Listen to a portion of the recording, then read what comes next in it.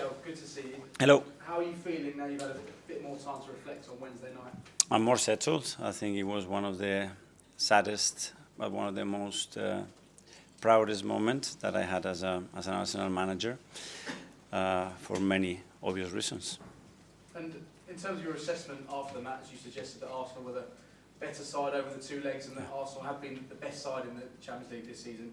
Do you stand by that assessment? 100%. I'm watching it back. I'm watching all the stats. Obviously, we have the best stats and the best goal difference in the semi-final. So it's very clear.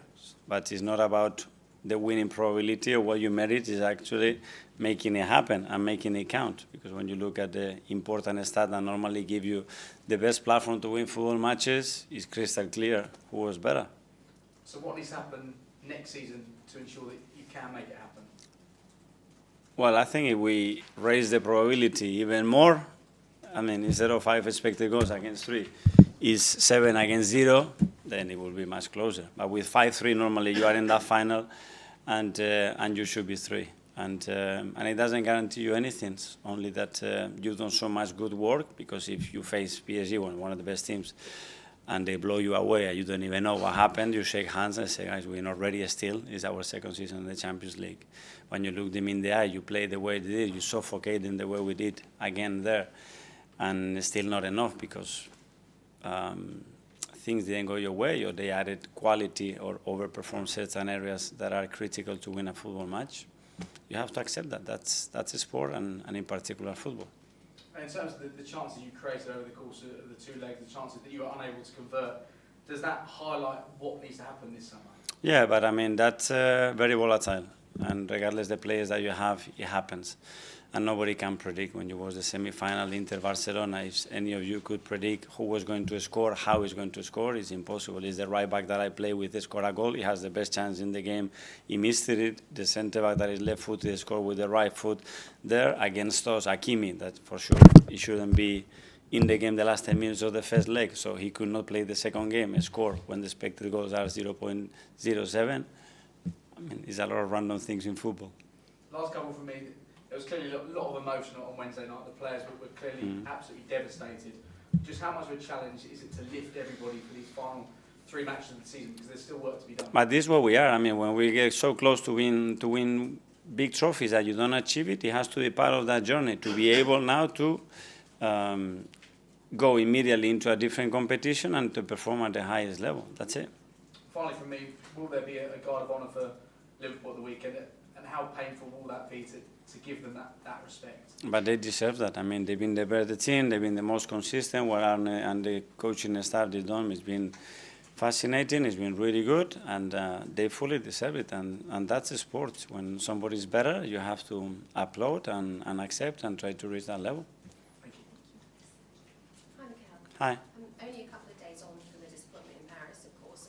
What message have you been sending your players in terms of ending this season as strongly as possible to consolidate that second place finish? Yeah, that's that we felt in the manner that we went out very, very proud, make sure that we finish the season in the same way. You cannot win the Premier League, that's clear.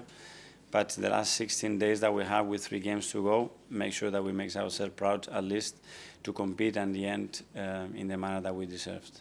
Sure, you spoke after the defeat about unlocking the door by turning strong seasons into titles and trophies. How close do you feel you are to doing that with the current crop of players you have to work with, and how key is this summer's recruitment going to be in helping you achieve that? We are there, because with the amount of points that we have generated in the last few seasons, we could have 2 Premier Leagues. So you know how close we are. We are there. We are providing the numbers that win you titles. We have to be a little bit luckier or still do better, is that nobody has that season better than you. But again, what we did in the Champions League, with those numbers, you have a big probability of winning it. That's why a lot of people were thinking that we could go all the way. You just used the word luckier. Do you feel that luck has gone against you this season then? There are many factors. You need that to go in your way, in that decision, in that clinical moment. The ball goes to the post, out, in. That's the fine margin. So I think what we have tried to do is to amplify the margins. The bigger the margins are, even if those things happen, then it will be very difficult for the opposition. So Liverpool, of course, up next on Sunday. How much importance do you place on this game in terms of sending out a message for next season by beating this season's champions? No, it's about this season. It's about the amount of points still we need to earn to finish in the position that that we want, and we have to earn that. On the guard of honour that you mentioned at Anfield, can you and your team, I guess, use that experience of standing there congratulating the competitors on winning the league title as even more motivation and drive to ensure that it is you guys being congratulated next year? Yeah, something has to drive you, motivate you, and pain probably is a good one to use sometimes, you know, when you don't really want to do something, but it's the right thing to do, use it as a motivation for next season. Finally for me, you said before that the experience of winning trophies really generates the belief to go on and win more. I just wonder, could the fact that you and your players have given so much over these last couple of years but fallen just short of the ultimate prize, could it perhaps impact the belief that they have that they can go on to become champions, or is it all just part and parcel of the process? No, but it's a part of a sport, and if you win it once, then the challenge will be to win it again, and it will be more difficult, and this is the cycle of sports. Thank you. Hi Mikel, how Hi. are you? Good, thank you. You said again today that your team were the best team in the Champions League. You don't think they were just one of the best as you reached the semi-finals but didn't actually win the competition? What I said till that point, and looking back as well, I think we are one of the best. You want to take it literally like this, and up to you. Do you think Arsenal have taken a step forward this season because of your Champions League campaign and the Premier League finishing second again probably? Yeah, for sure in the Champions League we have, because we've done better than last season, but not what we want, because we want to win it. What about the Premier League? And the Premier League, we're going to step backwards. Definitely take a step Well, with the points that we have created, it's clear that we haven't done as good as last season. That's obvious. So next season is all about recruitment in the summer. Have you already sat down and absolutely put on the table the players you want to see coming in through the door? It's about this season, because it's not finished. We still have 3 games to play. But you can't wait till the end of the season and then go and pick the players you want to go and buy. No, but if we're having those meetings now, we are very late. In terms of Liverpool, they've been a standout team this season. Yeah. They've been the champions. Are they the team next season your team have to go and beat, or are Man City going to be the team again? Where do you think your team have to look at who they've got to try? Well, they will hold that trophy, and somebody has to come and take it out of their hands, and I'm sure that we're going to have a lot of contenders and very well prepared contenders to raise the level again and make it very difficult. And finally, you've spoken about picking the players up after Tuesday, after Wednesday night. How have you picked yourself up, and how do you this summer get the energy to go again and do the process all over again? Looking things with perspective and being very analytical and very critical with what we've done, with what we are doing, and when you have those pictures and those things in front of you, it gives you a lot of hope to continue on that route and keep insisting and trying. That's a sport. Phil, Hi, Mikel. Hi. At the end of the game, you said that quite a few of the players were in tears. I was just wondering if you could give us an insight to sort of how they are now. I know it's only a couple of days on, but have they? Well, much said so. Obviously, it was a very emotional moment, very sad moment. We put a lot of hope and energy and work into that, and we didn't get the outcome. And you need to go through that to after become stronger and better, and that's what we do. And externally, there's been a bit of criticism that it's another season without a trophy for Arsenal. Does that bother you? And B, do you think that's fair? No winning trophies bothers me a lot, yeah, because I love winning and absolutely hate losing, yeah. Perfect, thanks. Tom. Hi Mikel. It's obviously been 16 years since Arsenal were last in a semi-final, and obviously fans, I don't think will want to be waiting another 16 years for another one. What do you think you could say to the fans so they can be encouraged that the wait next time will be much shorter and maybe go even further? Thank them for their support, for their belief, for the energy and the way they have supported and be in and around the team. It's been a great journey, a journey that we wanted to take further to end up winning it, and we weren't able to do it. So everybody will have to live the standards, improve, and we know that the margin will be very small and very short again, and feel that we can do it. That's it. And over these last 5 years, I don't think there's any doubt in the progress that this club has made to be in these positions at that stage of tournaments. When you see a club like Manchester United, for example, whose average league position compared to Arsenal's last 5 seasons is much lower, but they've been in 5 finals in these 5 years, picked up 2 trophies, have potentially could get a third one this season. How do you view that in judging success between teams? I don't judge that, and I'm not those. There are two words, success and failure, that they are not part of my vocabulary. Thank you. James? Mikel, Salah's probably going to finish top goal scorer. He's 5 clear Mm. games left. It would be the 3rd consecutive year that the top goal scorer has played in the team that won the league. Do you think you need someone, whether that's internally or externally, to get you 25 goals plus a season to win the title? Yeah, I will look more broader. I think if you score over 90 goals, you have a high probability of winning the Premier League. It doesn't guarantee you, but you have a high probability if your defensive record is very good as well, and very dependable as well, against who and in which moment this striker, this winger in this case, has scored the goals, and how many points is he contributing with his goals as well. Because I'm sure you know, sort of externally, there's the fans want to see a new striker or a new forward, or you to add another attacking player. There's something.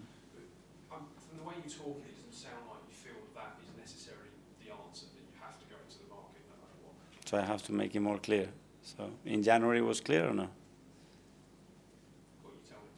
No. Well, I told you because you were in the room, I think, many times, and it's a very clear statement. And the statement continues the same. So. Well, I thought the statement in January you wanted. Yeah. I want the best team, the best player. If we have 3 goal scorers over 25, bring them in. We're going to be a much better team, guys. Simon? Yeah. Okay, just on those goal scorers, are they the hardest players to find and buy in the current transfer market? Probably there are, because there's not that many that put those numbers. I mean, it's something that's in the stat. There's not that many in the Premier League, and to do that. But I will try to improve, but certainly improve the ones that we have right now, and love the ones that we have right now, especially after losing. It's too easy to just go and look elsewhere, and don't use the moment to judge players, especially because we can. I was asked a lot of questions about certain players in this room, always in certain moments. But when other players have outperformed other players that we were discussing, I have 0 questions in the last 11 months. So it's all relative to the context, to the moment, and what you want to, the narrative that you want to generate. And I understand that. And just on the summer, are you excited by what you've got planned as a club for what you want? Very much, yeah. Already with the players that we have and having everybody fit and available, we are a super strong team. Look what we've done in the Champions League semi-final. We haven't done in 20 years, this football club, with the actual players that we have right now. So, yeah, very, very positive about it. Art? Hi, Mikel. You mentioned earlier that the words success and failure aren't in your vocabulary. So I was just wondering, how do you judge, or what words do you use to kind of judge progress with yourself? To judge? To judge progress, what words do you use? Assess what we do, and what we are doing is something that we merit, or is happening by luck, or is happening, and understand the reasons why we do it. And what happens today doesn't mean that the same process, the thing that is good, is going to be good tomorrow either. So don't get carried away with that, and don't get too critical or too low when something doesn't go your way, because we could easily be in that final, and then what? Doing exactly the same thing with those stats, you could be in the Champions League final, and then what? So now, because you know you have to think differently, assess, it's too simplistic. We cannot work that way, because this sport is too volatile to think that way. Too easy. Is that something that's more just yourself or collective thing in terms of the way you? That's the people that work in sport that understand that, and that you see that with the results, that you can beat a team and go 4-0, and the next week you lose 0-2 against a team that is being almost relegated. And then what? Doing exactly the same thing. So this is sport, and in particular football. And can I just ask about one of the players you do have in Ethan? Because I've noticed in the last couple of weeks in the Premier League, he's not featured as much. So I was just wondering, is there a reason? There are moments, and players are used more and less, and he's played a lot. He's played probably more than anybody expected, for sure. And in the last few games, he's because of the games and the context, we decided not to play in that much. It can change very quickly. One more on live before we come to John Cross. Hi, Mikel. I'm Hi. from Canal Plus Czech Republic. I just spoke with Declan and he told me it's all about consistency. I just want to ask you as a manager, how are you trying to learn players to be consistent in every aspect of the game? Well, with habits, training every day, talking about what kind of behaviors we need to achieve what we want to do, and then raising the demands, like always. The higher the demands at the standard are, the more consistent you're going to be, because it's normal for you, but the standards are so high that for the others it's not normal, so then normally you're going to be better than them.